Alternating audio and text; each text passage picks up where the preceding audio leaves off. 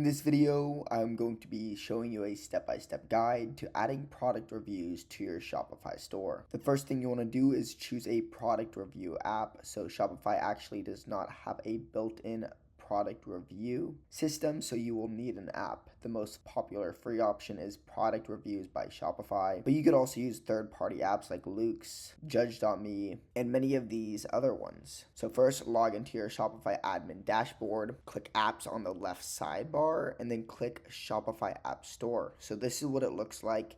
And then you just search up product reviews, then choose the app and then click add app. Click install the app to add it to your store. Then you'll need to configure the review app settings. So once installed, you'll need to configure the settings. So open the app from your Shopify admin, then go to apps, then customize the display settings like the star ratings, text visibility, verified buyers, etc. Then you want to enable review moderation to filter out spam and inappropriate content. Then you want to set up email review requests if it's supported by your chosen app. Then you want to add the review widgets to your product pages. So to display customer reviews on your product pages, follow these exact steps. Go to online store, then go to themes. Click customize on your active theme, navigate to product pages, click add section, or click on an existing product information section, select product reviews or the widget from your chosen app, and then you want to save the changes and preview your store. Then lastly, you can now collect and manage the reviews. So now that the reviews are enabled, you can start collecting them and ask past customers to leave reviews. You can also do this via some automatic review request emails. You can also encourage new buyers by offering incentives like discounts or loyalty points. And finally, you can moderate and approve reviews from your review app dashboard. So this is what it could look like. Subscribe.